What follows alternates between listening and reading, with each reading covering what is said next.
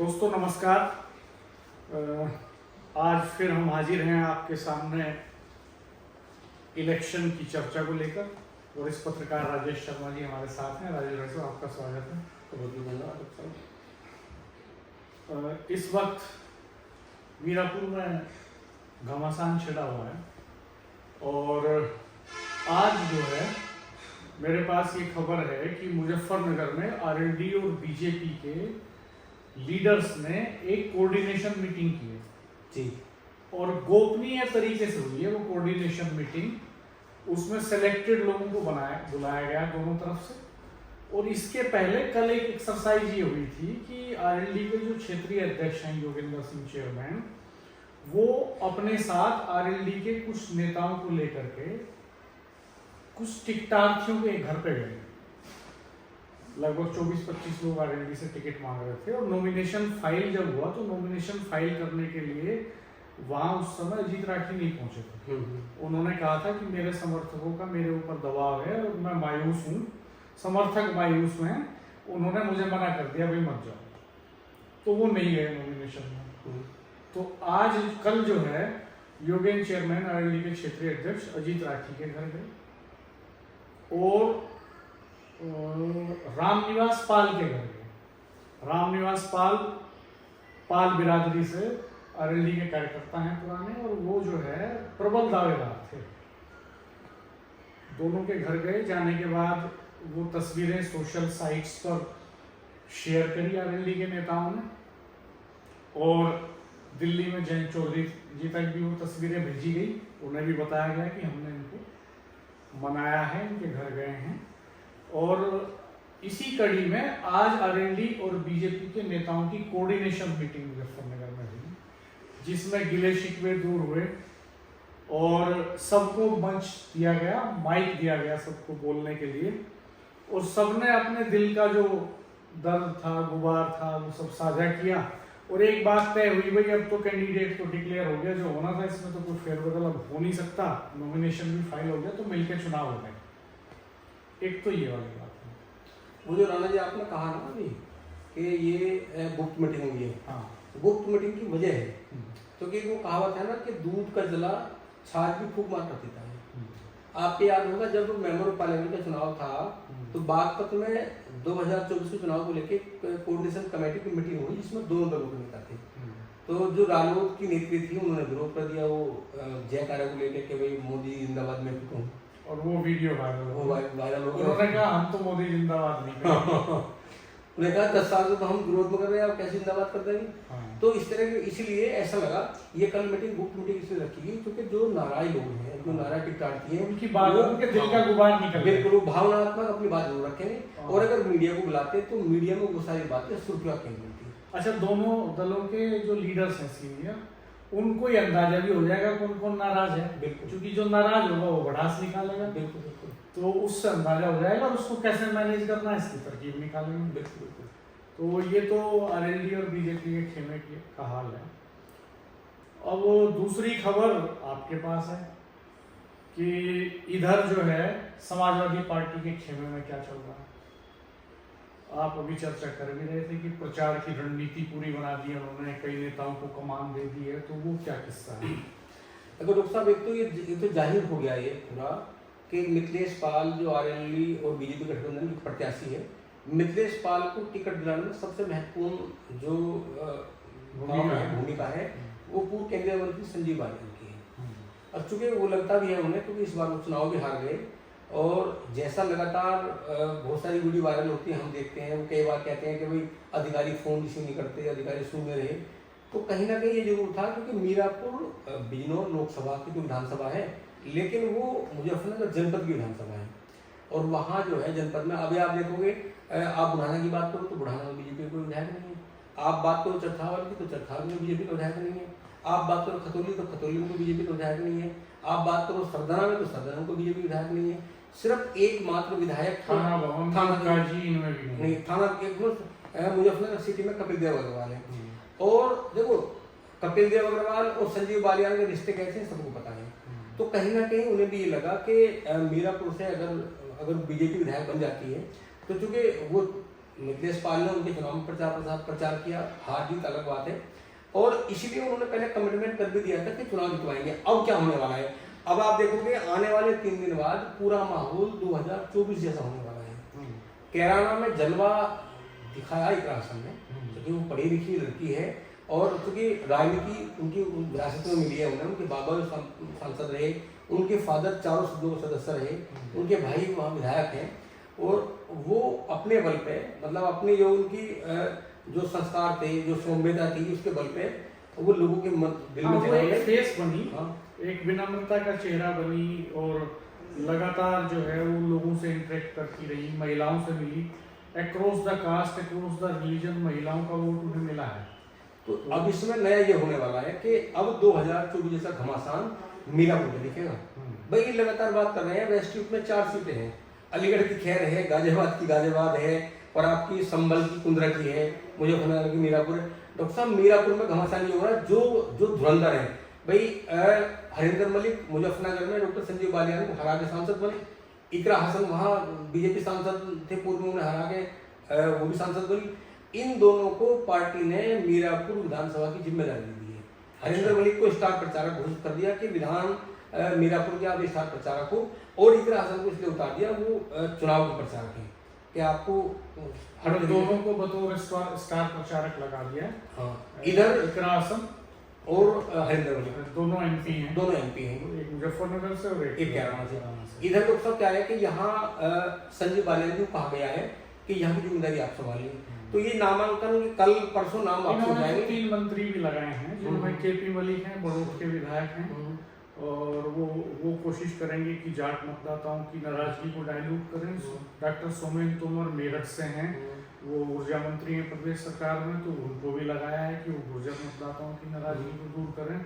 और इसके अलावा अनिल कुमार जो पुरकाजी के एमएलए हैं और आरएलडी के कोटे से कैबिनेट मंत्री हैं, उनको भी लगाया है कि वो दलित वोटर्स पर खास निगाह रखें। तो 3 मंत्रियों को योगी जी ने यहाँ का प्रभारी बनाया चुनाव का, उनके कंधों पे जिम्मेदारी दी है चुनाव जिताने की।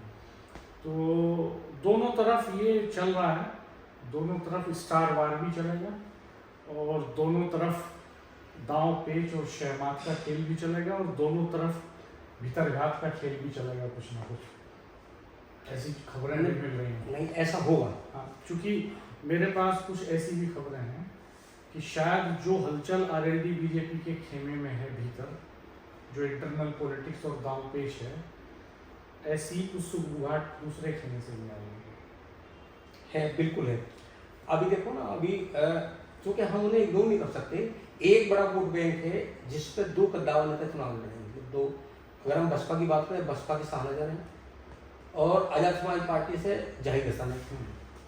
चंद्रशेखर को इसलिए, चंद्रशेखर आजाद जो हैं, जो आजाद समाज पार्टी के मुखिया हैं, उन्हें इसलिए कम नहीं आंका जा रहा, जो एक दलितों की लीडरशिप है, जो नौजवान है, वहाँ उनका क्रेज बहुत ज़्यादा है। तो उनका भी चुनाव प्रचार, ये अलग बात है कि बहुत सारे मंचों पे वो नजर नहीं आ रहे, लेकिन उनका प्रचार एक जो वोट बैंक है उस पर पूरी तरह फोकस है। दूसरी ओर बसपा को ये लग रहा है कि भाई ये खोई हुई ताकत है, कहीं चंद्रशेखर बहुत ज़्यादा प्रभावी ना हो जाए, और अगर यहाँ चंद्रशेखर जीतते हैं या उन्हें लीड मिलती है तो कहीं ना कहीं बसपा का बुरा डाउन होगा। आपने देखा होगा जब 2024 का मेंबर ऑफ पार्लियामेंट का चुनाव हुआ, तो नगीना विधानसभा में बसपा के प्रत्याशी को सबसे कम वोट मिले, मात्र 13,000 वोट मिले पूरी लोकसभा में। ऐसा कभी बसपा सुप्रीमो मायावती ने सोचा नहीं होगा कि वो सीट लोकसभा की, जिससे पहली बार वो सांसद चुनी गई हो, और उस सीट पे उन्हें उनके प्रत्याशी को कुल 13,000 वोट मिले हो। जबकि जब 2019 का चुनाव होता है तो इस सीट पर कब्जा बसपा का होता है, मुलुक नागर सांसद होते हैं। तो ये जो है, जो दलित वाला है दोनों तरफ, बसपा और आजाद समाज पार्टी का, ये डॉक्टर साहब हमें लग रहा है कि इधर चूंकि रालोद के पास मंत्री है, अनिल कुमार पुरकाजी से विधायक है, वो मंत्री है, और वो मंत्री है तो वो भी लगातार उनका फोकस भी सबसे ज्यादा उन वोटों पर है, दलित वोटों को जितने भी वोट अपने पक्ष में कर पाएंगे वो सब आरएलडी के लाभ के लिए होगा।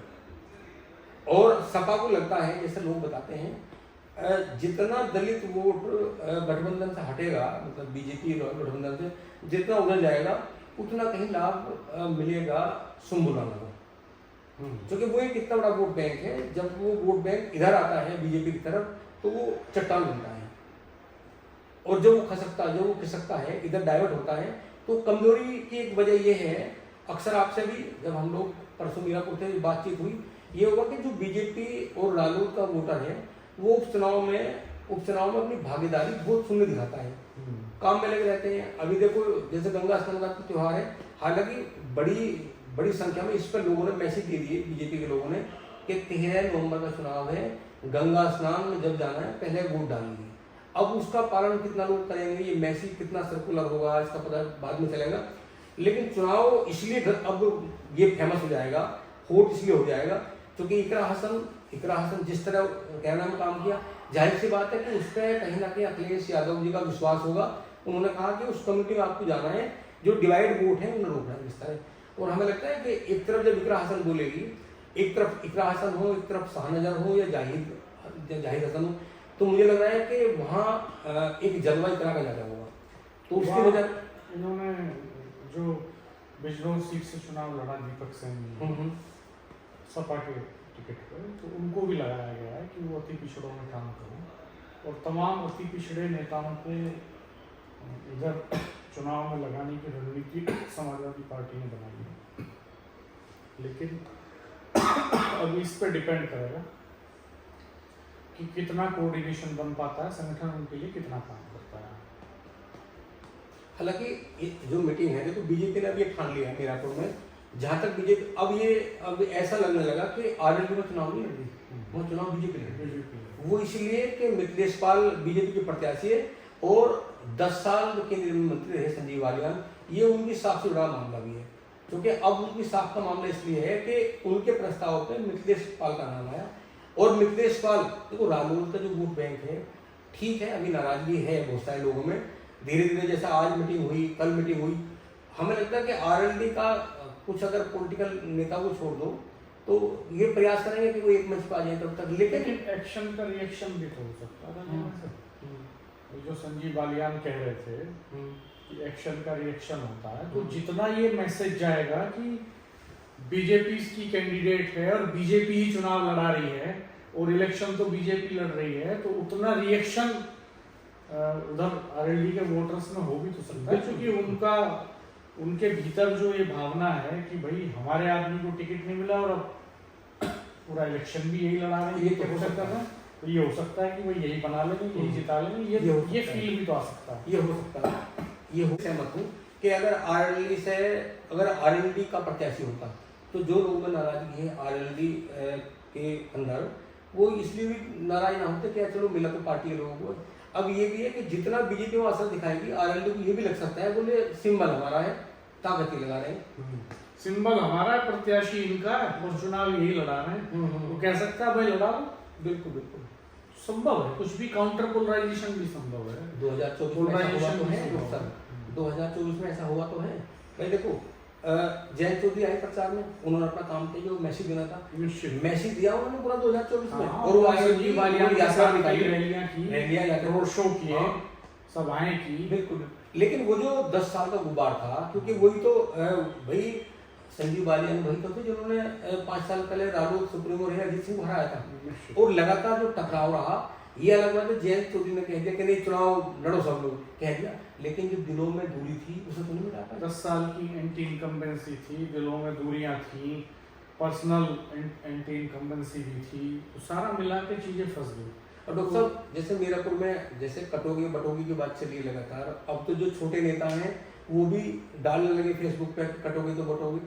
ये कटोगी बटोगी वाला मामला है, क्या आपको लगता है कि अगर हिंदू मुस्लिम चुनाव होता है एचएम पे, क्या इस पे जीत हो जाएगी और मुद्दे नहीं होंगे, कई और नारे एंटी इनकम्बेंसी नहीं होगी? कल राकेश टिकैत जो है एक किसानों की सभा को संबोधित कर रहे थे, तो उन्होंने कहा कि बटोगे तो लूटोगे। उन्होंने कहा सब एक रहो, हिंदू मुस्लिम सिख ईसाई सारी जातियां, उन्होंने कहा सब किसान बिरादरी किसान के नाम पे एक हो जाओ, अगर किसान के नाम पे एक नहीं हुए तो लूटोगे। तो इसके काउंटर में कई नारे भी चल रहे हैं। नेहा सिंह राठौर जो सोशल मीडिया इन्फ्लुएंसर हैं, कवयित्री हैं, उन्होंने भी लिखा है ये कि बटना नहीं है, बटोगे तो निश्चित तौर पे कटोगे। हिंदू मुस्लिम सबको एक रहना, बंटना नहीं है, सब एक रहो। तो अब इसकी अपने अपने ढंग से सब व्याख्याएं कर रहे हैं नारे की, अपने अपने ढंग से चीजें चल रही हैं। ये देखने वाली बात होगी कि ये कटोगे और बटोगे के नारा कौन बटता है। क्या डॉक्टर साहब आपको लगता है कि जब इकरा हसन होगी, हरिंदर मलिक होंगे, संजीव बालियान होंगे, 3 मंत्री भी वहाँ हैं मौजूदा आमने सामने होंगे, तो जब प्रचार होगा तो मीरापुर में कैसा लगेगा? जब तमाम ताकत लगेगी, जब मशीनरी लगेगी, हाँ, पूरी मशीनरी लगेगी, सरकारी फौज फाटा, तमाम मंत्री, तमाम विधायक और आरएसएस का कैडर, बीजेपी का कैडर, ये सब लगेगा। उधर समाजवादी पार्टी के तमाम बड़े नेता लगेंगे, कांग्रेस के नेता लगेंगे। और ये भी देखने वाली बात होगी कि ये सारी सीटें 9 की 9 सीटें कांग्रेस ने समाजवादी पार्टी को दे दी हैं। तो मीरापुर में समाजवादी पार्टी के प्रत्याशी के लिए, संबुल के लिए प्रचार करने कौन आता है, रैली करने कौन आता है, ये भी इम्पोर्टेंट होगा। अब प्रियंका गांधी तो चुनाव लड़ रही है खुद ही वायनाड से, तो उनकी अपनी व्यस्तताएं हैं, तो क्या वो कोई रोड शो करने आएंगी संबुल के लिए, ये महत्वपूर्ण बात है। आपके याद है 2024 में जब इलेक्शन तो चूंकि महाराष्ट्र झारखंड में भी है, तो यूपी का उपचुनाव उतना इम्पोर्टेंट कांग्रेस के लिए नहीं है। तो क्या कांग्रेस के जो टॉप लीडर्स हैं उनमें से कोई आता है इधर?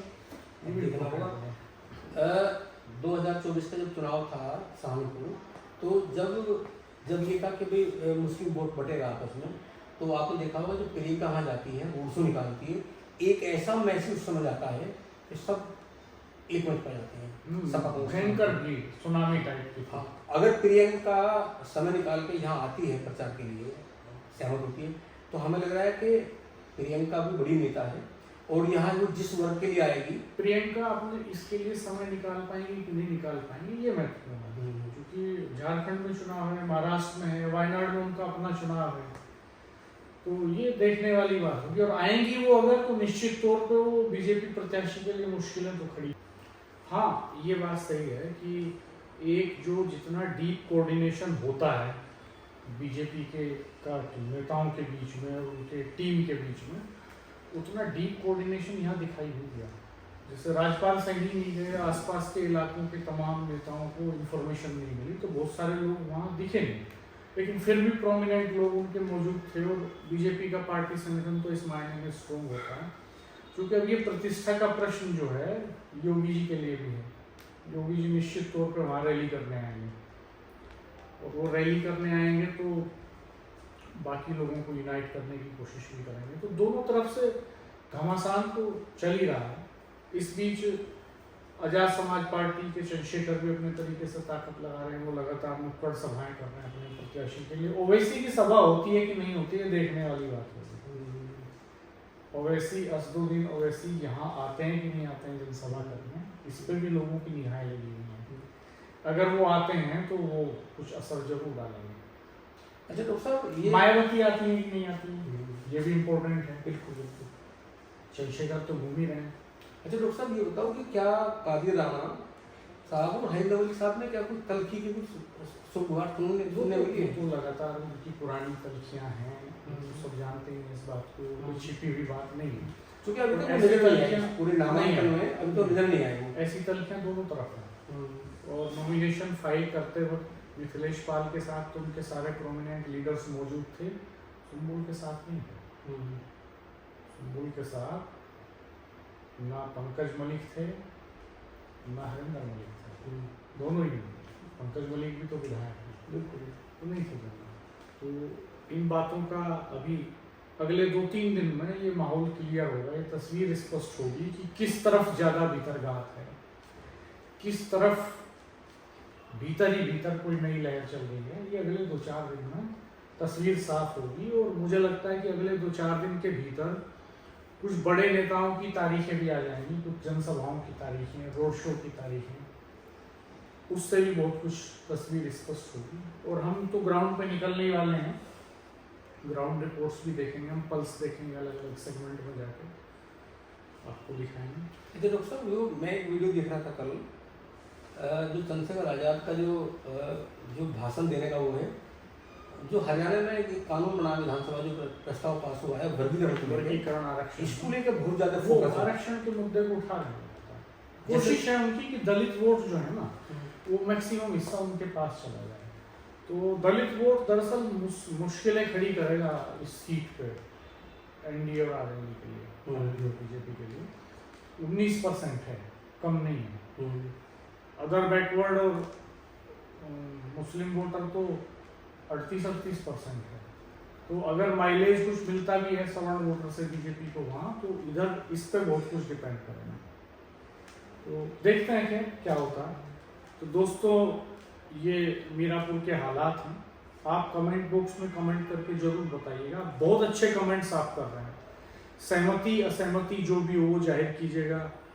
आपके पास जो इन्फॉर्मेशन हो वो शेयर कीजिएगा। और आप बहुत अच्छे कमेंट्स कर रहे हैं। आपके जो कमेंट्स हैं वो लगातार हमारा उत्साह बढ़ा रहे हैं और वैल्यू एडिशन कर रहे हैं आप। जरूरी है ये बहुत, आपकी भूमिका बड़ी है, आप वोटर भी हैं और आपकी निगाह भी लगी हुई है। तो चैनल को सब्सक्राइब कीजिएगा, बेल आइकन प्रेस कीजिएगा। सेव इंडिया न्यूज़ जो राजेश शर्मा जी का प्लेटफॉर्म है उसको सब्सक्राइब कीजिएगा।